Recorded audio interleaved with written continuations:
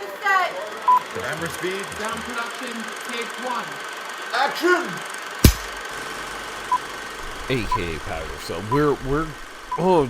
we have a lot. So I know I keep teasing this, but let me just say I love you guys. Welcome back to the film discussion of all film discussion podcasts. This is one person, me, Peter A. DeLuca. I call myself the film buff. I also call myself the pop culture pope because, well, when you get as deep into film as I am, it spreads through all of pop culture. Welcome back, guys. Love you. I don't know if I said that already. If you can't tell, I'm jittery. I got espresso in my veins. I've been thinking about these Oscars 2026 Academy Awards, and anyone that's been a part of this show, and so many of you have. Recently, I was going through some of the analytics. I can't, number one, you guys don't leave reviews. I don't know if that matters. I don't care. The show has definitely spread. I mean, like, we're like growing. That's what she said in the UK. It just seems like there's a little bit of this like European spread happening. And with some of the analytics, I can see it's like a heat map. I can kind of see where some of the traffic is coming from. So all of you, worldwide, you guys, I see you guys paying attention. I don't care about the comments, the reviews. Maybe they come, maybe they don't. That's what she said. It's flattering. And I think this episode, 2026 Academy Awards, fans of the show, people who paid attention to the person that pays attention, that's me, your film buff, from Philadelphia, PA, not far from the historic City Hall, one of the greatest buildings ever erected. That's also what she said. 1,100 episodes deep, over, right? I mean, that's something. We've never covered the Oscars at all. We kind of talk about the Oscars post, meaning something might win Best Picture or win a award somewhere, and I'll have a meltdown. Or we talk about the Oscars year to year. For example, like we have a Castaway episode coming. Castaway, one of the great movies of that year, of that time, of that era. One of the greatest movies ever made. And part of that discussion is going through the Oscar winners and losers and nominations of that year. But here's the amazing thing. Talking about Castaway, Robert Zemeckis, Tom Hanks, Image Movers, one of my favorite production companies. Talking about that film in Oscar is a different context than talking about the Oscar now. This is pre all of these nutty requirements they have. If you look at, this list is public. The list of requirements that you need to get considered to be nominated, that it doesn't mean you get nominated. It's a laundry list. It makes your head spin. Also makes you want to puke in your mouth, because we want film to exist in its own like bubble and to be judged by that solely. And I understand. I get it, AKAPAD. You're talking to a person, special ed, rode the short bus, no college degree, no education. All of the things you guys see me do in the real world, in social media, on YouTube, on live stream, I taught myself. And I taught myself because, well, some of my early years gave me a nice, good old chip on my shoulder, and I just refuse to let these things hold me up. And I understand. I get the idea that a gender or an ideology or whatever you want to call it, however you want to package it, it needs to catch up, and we can help that catch up. But we want our movies to stand on their own. We want them to be judged solely on their merit. This is a controversial idea. It's a controversial statement. Of the films nominated this year, one battle after another wins. it was really between one battle after another. Well, there's always, ever since like Shakespeare in Love, there's always been the potential of an upset. So these are the films that were really in contention for Best Picture. One battle after another. F1. Joking, guys. I already take it back. Okay. 4 movies. 4 movies were really in contention this year. One battle after another. Sinners, predicted on this very show to win. Sinners went way further in Oscar season and awards night than most people predicted. Look, when we march towards the Oscars, everyone kind of throws their hat into the ring. My prediction for Sinners was months and months before that. I saw a window for this movie based on these like DEI or current requirements, and I just said, wow, they're going to love if this movie wins. It's just going to get in there. And it almost pulled it off. But we get one battle after another. We have Sinners. The dark horse, Hamnet. And then, if you want to call this the second dark horse, or maybe the crowd favorite, Marty Supreme. The rest of these nominations, we have Train Dreams from Netflix, also very good. We haven't discussed that one yet. You put Train Dreams in there, and we kind of have like a 5-movie stack. But 10 movies get nominated.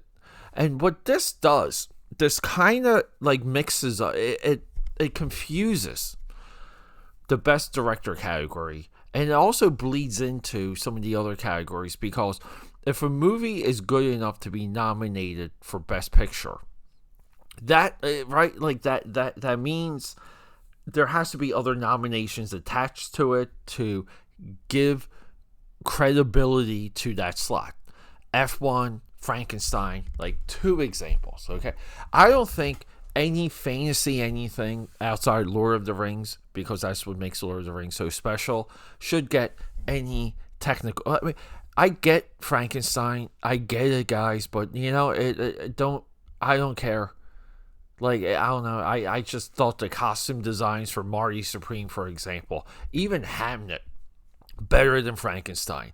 The weird, goofy stuff that are in the Guillermo del Toro movies, I get it. And Frankenstein 2 is a movie I recently tried to re-engage in, not successfully, by the way. It made me realize that the Frankenstein like story adaptation kind of boring. So we also had Sentimental Value. We also had I already mentioned F1 and Secret Agent. Secret Agent's good. Secret Agent's we haven't spoken about that one either. Solid foreign movie. So this top 10 block corrupts the director position, because I think it should be 1-1. You don't get nominated for Best Picture if you didn't make that picture, for example, right? And the Best Picture is really the producer's award. I don't like it when they cross-pollinate either. I don't like it when directors also produce, unless they're kind of independent, boiled-down movies, I'll say. Michael B. Jordan wins Best Leading Role. I think this was Timothée Chalamet's year. I said that in our Marty Supreme conversation. That character, it makes you want to scratch out your eyeballs. That's acting. Not all art is comfortable. Timothy nailed it. I feel like that was an absolute mugging. Best Actress, don't care. Best Supporting Actress, don't care. I'm sorry, these are just non-competitive categories. I've been saying this for years. Best Actress should be 3 nominations. Best Supporting Actress should be 3 nominations. But I will say, our girl winning for Weapons. Weapons has an Oscar win, and it's a character that's not even close to the Joker. If any fictional character wins Best Actor, it's just the Joker at this point. I don't think we need a horror movie winning Oscars, including Sinners, by the way, guys. Sinners, let's just cycle back to Best Picture. One Battle and Sinners shouldn't even qualify for Best Picture. They're just not there as... They're not statue-worthy movies. They're not. Paul Thomas Anderson accepting the award, comparing this win to 1975, you're out of your damn mind. It was 1975, right? Or was it 1976? The Jaws, One Flew Over the Cuckoo's Nest, so on and so forth.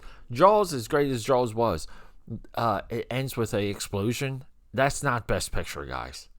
If your movie ends with a kaboom, you have to remove that from Best Picture. So it's really just what they selected. Train Dreams, Hamnet, Marty Supreme. And Marty Supreme technically is a remake of Uncut Gems. I kind of went viral on TikTok. I was happy to see other people share the same observation. Best, like, where's our Best Actress at? Best Actress in the Supporting Role. Here. Amy Madigan, who really should have won for... I was texting this to my family group chat. She should have won for Field of Dreams. She's so cute in Field of Dreams. Eli Fanning, I gotta say this, AKAPADers. The entire supporting actress category of this year has got to go. Like, there's just not one there that stands out. I'm sorry. Just give it to Emma Thompson. Emma Stone. I mean, that's my girl. Best Supporting Actress. I mean, any time Benicio del Toro is nominated, I think he should win. I really do. But I guess, like, now, like, people loved Sean Penn, though. As soon as that, I mean, but the Sean Penn win to the PR for that. Why does everyone say the same things about that role? I mean, like, we gotta move on from some of these talking points. Best Original Screenplay. Why not just give it to Sinners and move on? You know, like, your best screenplay is across all of social media, rightfully and unrightfully at the same time, as stated on this podcast when we discussed Sinners. You guys gotta be mine. I really was not impressed by Sinners, but Dusk Till Dawn. It will forever be compared to Dusk Till Dawn, and Dusk Till Dawn is the one that's truly rewatchable. Best Animated Feature, K-pop for Show. Even though Elio is the cutest damn thing on earth. Best Original Score. Ludwig Göransson, 3. He's got 3 awards. I mean, I guess if you win for a Marvel movie, like he did for Black Panther, anything is possible. But that dude's like 12 years old. The best casting, can we talk about best casting as a category? What trash is this? So, let's say you're a casting agent and you line up your movie and someone falls out and then someone else steps in. You don't have full control over the cast or the universe. And now you may get a cast that that gels together and doesn't. You don't know until it's out of the editing bay. So, like, it's really hard to, I mean, it's, when it comes to film production, it's kind of hard to even judge screenplays because so much happens on set, pre, post, during, like pre-production and post. That's why they call screenplays blueprints for a reason. And I know sometimes when they do their little montages, they show you parts of the script and people are like saying things but then there's like a beautiful, like, once in a lifetime sunset in the background that's not in the script that just enhances the scene. Best cinematography, I don't know how does that not go to Train Dreams? So originally, like I sent my family this Oscar prediction list that really just put Sinners in as a winner of almost every single category. Once Sinners was losing the technicals, I knew it wasn't the night for Sinners. Best hair and makeup. All right, Frankenstein, you gotta go. Sinners, you gotta go. How again? The Smashing Machine. You literally transformed The Rock outside of The Rock, a face, the biggest actor ever in history that the world knows. Billions of people follow him on social, and also too, he should have campaigned for the makeup crew. That's a little right. I don't. How does the Smashing Machine not win Best Makeup? How? Best costume design. Get the hell out of here, Frankenstein. You gotta give it. It's between Hamnet and Marty Supreme. What Avatar best? What's the best costume design for CG characters? Best visual effects. Yeah, give Avatar 5 Oscars for visual effects and film editing. I don't understand how Marty Supreme. To me, that was Marty Supreme. But how does F1 not get that? How does F1 not get best editing? Sinner, 16 nominations, 4 wins. I mean, you